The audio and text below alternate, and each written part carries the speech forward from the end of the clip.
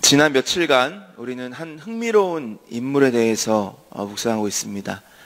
점술가 발람이죠.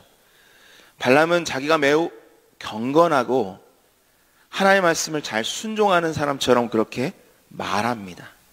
그가 말버릇처럼 하는 말이 있죠. 나는 하나님이 주신 말만 전합니다. 말은 그렇게 하면서 발람은 따라가지도 말고 저주하지도 말라라는 하나님의 명령을 계속해서 어깁니다. 말합니다. 나는 하나님이 주신 말씀만 합니다. 그러면서 뭐라 그래요? 그런데 잠깐만 기다려 보세요. 제가 한번 가서 하나님이 뭐라고 하는지 물어보겠습니다. 자꾸 여지를 두는 거죠. 왜 그렇죠? 그들이 많은 재물을 가져왔기 때문입니다. 하나님이 사자를 보내십니다. 그런 기적이 없는데 나귀가 입을 벌려서 말을 합니다.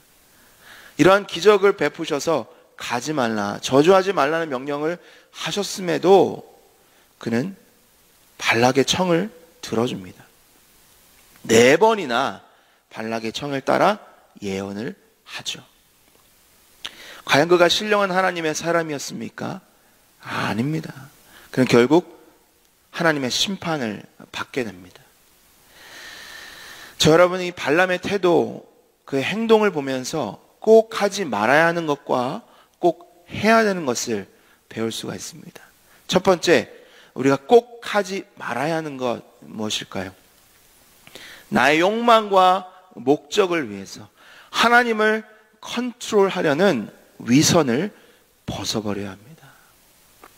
위선, 영어로는 hypocrisy. 성경에서는 위선이라는 단어가 안 나와요. 무슨 단어가 쓰일까요? 외식. 뭐죠? 겉과 속이 다른 사람. 가면을 쓰고 상황에 따라서 그 가면을 바꾸는 사람. 발람, 나는 하나님을 따릅니다. 순종합니다. 겉으론 경건한 척. 하나님을 정말 경외하는 것처럼 그렇게 말하지만 그 안에 있는 이 욕망, 목적, 그 목적을 위해서 하나님을 컨트롤하려는, 하나님의 마음을 바꾸려고 하는 행동을 합니다. 바로 위선입니다. 모압 왕 발락이 자신보다 더 강했던 아모리, 바산의 왕을 이스라엘이 무너뜨리는 것을 보죠. 두려워졌습니다. 어떻게 할까 고민하다가 주술의 힘을 빌려서 그들을 약화시켜야 되겠다. 그래서 발람, 점술가 발람을 찾아옵니다. 사자를 보내죠. 많은 재물을 통해서 그를 매수합니다. 회유하고 간청하고 이스라엘을 저주하게 합니다. 발람은 이야기합니다. 나는 하나님이 주신 말씀만 전합니다. 그러면서 물질의 눈이 어두워서 결국 발락에게 나아갑니다. 한 번도 아니에요. 4번이나 발락의 청을 따라서 예언을 합니다. 분명한 하나님의 말씀에 불순종입니다. 여러분, 그간 행동을 잘 한번 보십시오. 4절입니다. 4절에 이렇게 기록합니다. 하나님이 발람에게 임하시는지라 발람이 이르되 내가 7제단을 쌓고 각 제단에 수송아지와 순양을 드렸나이다. 무슨 말씀이에요? 하나님, 제가 제단을 7개나 쌓았잖아요. 많은 송아지와 순양을 하나님께 드렸잖아요. 그러니 제 청 좀 들어주세요. 하나님 앞에 모든 것, 많은 것을 드려서 하나님의 그 마음을 돌리려고 하는, 컨트롤하려고 하는, 말로는 난 하나님의 말씀만 듣겠습니다. 하나님의 주시는 말씀만 예언하겠습니다 하면서 속마음은 전혀 그렇지 않은 거죠. 사랑하는 성도 여러분, 우리가 하나님의 마음을 값비싼 재물로 돌릴 수 있습니까? 말씀이 없으신데 없죠. 여러분 그걸 위해서 이렇게 나오신 게 아니잖아요. 그렇게 아침부터 새벽부터 나와서 예배하는 게 이렇게 나오면 하나님이 잘 들어주시겠지, 건강 주시겠지, 그래서 오신 거 아니잖아요. 우리의 헌신, 우리의 노력으로 하나님의 마음을 바꾼다는 그 믿음으로 나온 것 아니지 않습니까? 하지만 발람은 그래서 하나님 앞에 제물을 드린 거예요. 발람이 믿었습니다. 하나님 앞에 이런 많은 제단을 쌓고 많은 제물을 드리면 하나님의 마음이 돌이키겠지. 그가 하나님을 경외하는 하나님의 선지자가 아니라 점술가였기 때문에 그런 많은 신들을 섬기는, 또 그것을 이용해서 자신의 욕망을 채우는 거짓 선지자였기 때문이죠. 발람의 이름 뜻 여러분 잘 아시죠? 탐닉하는 자, 백성을 파멸시키는 자. 우리가 본문을 읽을 때 계속해서 반복되는 단어가 있습니다. 발람이라는 단어, 그의 이름입니다. 성경을 보면 계속 반복되면 그가 대명사를 쓰거나 아니면 점술가 이런 대신할 수 있는 단어를 쓰는데 그렇지 않아요. 여기는 발람, 발람, 발람, 발람. 뭐예요? 이자가 하는 일은 파멸이다. 욕심에서 비롯됐다. 죄악에서 비롯됐다. 이렇게 하나님이 강조하시면서 고발하시는 것처럼 들립니다.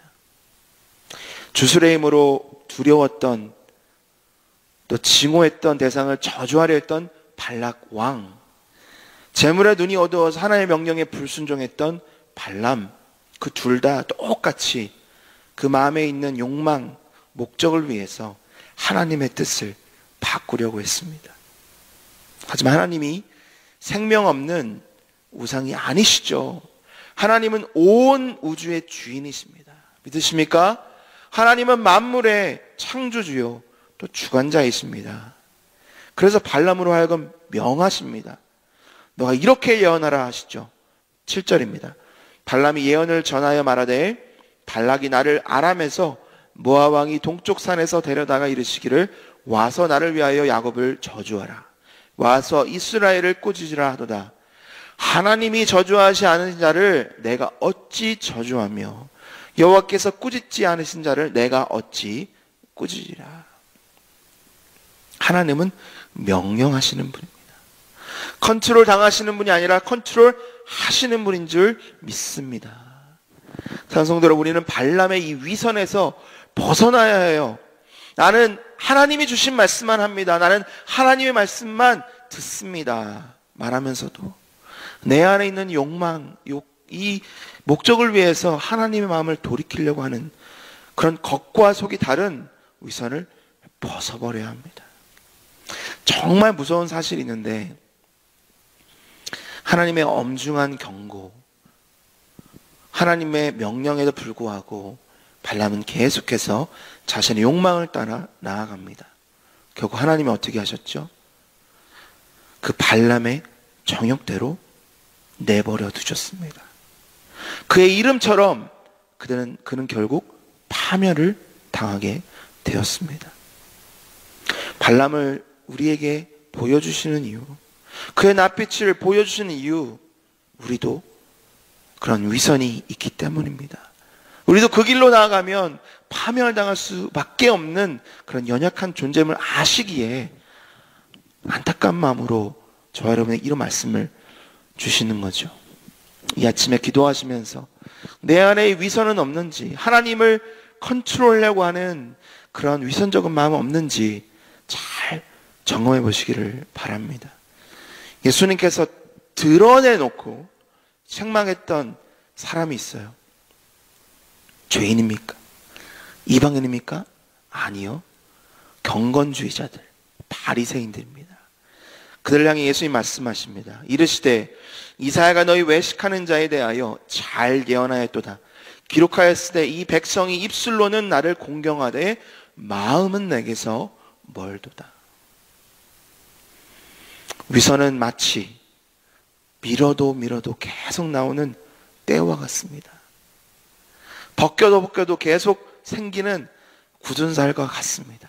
내 힘으로는 제거할 수가 없죠. 누구에게 의지해야 할까요? 내 안에 살아서 역사하시는 능력을 주시는 성령 하나님의 의지하여서 위선의 때를, 굳은 살을 제거해야 합니다. 오늘 이 아침에 성령 하나님께 내 안에 있는 이 위선의 때, 위선의 굳은 살을 벗겨주시옵소서, 제거해 주십시오. 기도하는 저 여러분 되기를 소망합니다. 두 번째로, 그렇다면 해야 되는 것은 무엇인가?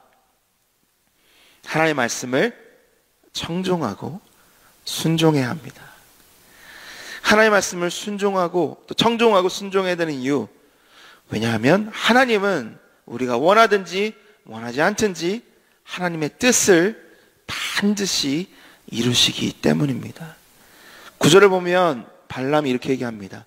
내가 바위에서 그들을 보며 작은 산에서 그들을 바라보니 이 백성은 홀로 살 것이라. 그를 여러 민족 중에 하나로 여기지 않으리로다. 야곱의 티끌을 누가 능히 세며 이스라엘 4분의 1을 누가 능히 셀고 나는 의인의 죽음을 죽기 원하며 나의 종말이 그와 같기를 바라노라. 발락은 저주하라고 발람을 불렀어요. 발람은 이스라엘 향해서 축복을 합니다. 따지죠. 내가 너를 저주하라고 불렀는데 왜 축복을 하느냐? 발람이 이야기합니다. 여호와께서 내 입에 주신 말씀을 내가 어찌 말하지 아니할 수 있으리이까. 전 이것을 읽으면서 답답함을 느꼈어요. 나도 저주하고 싶어요. 근데 하나님이 저주 안 하는데 어떻게 제가 저주를 합니까? 이 정도까지 왔으면 발람과 발락은 무릎 꿇어야 합니다. 회개해야 합니다. 돌이켜야 합니다. 하나님 잘못했습니다. 하나님이 정말 이스라엘을 축복하시는 거예요. 저도 그렇게 축복해 주세요. 저도 이스라엘처럼 하나님이 구원해 주세요. 그런데 그렇지 않고 3번이나 더 장소를 옮기며 저주하는 발람과 발락. 장성들 여러분, 하나님의 뜻이 아니면 멈춰야 합니다.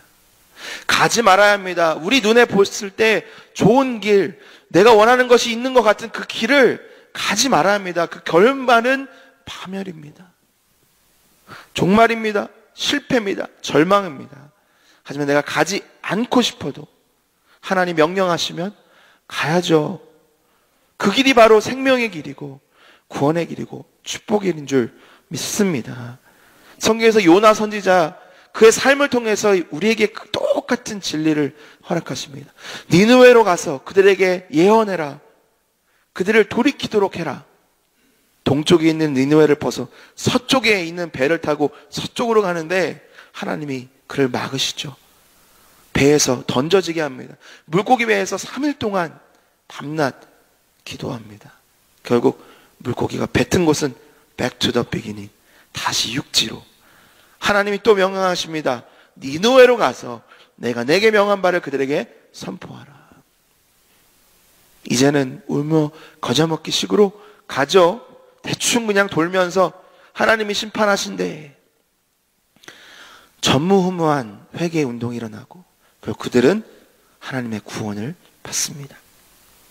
억지로라도 순종했던 요나, 그를 통해서 하나님은 하나님의 일을 이루셨습니다. 만약 요나가 처음부터 순종했다면 하나님의 구원을 보면서 할렐루야 찬양했겠죠. 기쁨으로 찬양했겠죠. 하지만 요나서를 보면 요나의 마음에는 쓴뿌리가 있었습니다. 불평이 있었습니다. 하나님은 생명을 살리셨고 구원하셨는데 억지로 한 요나는 마음에 쓴뿌리가 있었고 불평이 있었습니다. 요나의 이야기, 발람의 이야기, 발락의 이야기 다 무엇을 이야기하죠? 하나님께서 우리의 마음에, 우리의 입술에 하나님의 말씀을 주실 때 우리는 청종해야 합니다. 순종해야 합니다. 기쁨으로 나아가야 합니다. 그렇게 하면 하나님이 우리에게 구원을 허락하시고 축복을 허락하시고 하나님의 놀라운 영광에 참여할 수 있는 은혜를 허락해 주십니다. 여러분, 내 마음을 아프게 한 사람 용서하기 쉽습니까? 덮어놓고 사랑하라 하니까 사랑하기 쉽습니까? 어렵죠. 용서했다가도 또 그게 올라오면 그게 우리의 마음이잖아요. 하나님이 사랑하시면 순종하는 것이 맞습니다.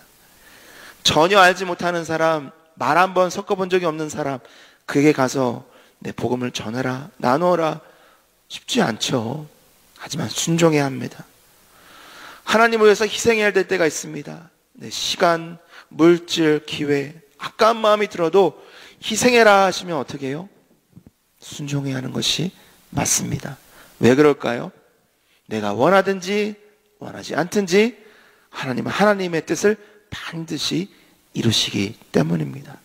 내가 아니더라도 하나님은 이루세요. 아니면 우리의 등을 떠미셔서 그 일을 하시게 합니다. 기쁨으로 순종하면 우리에게 기쁨이 있습니다. 감사가 있습니다. 은혜와 축복이 있습니다. 하지만 등 떠밀려 하면 쓴뿌리가 있고 불평이 생기죠. 하나님이 저와 여러분에게 기뻐하라, 감사해라, 순종해라. 왜요?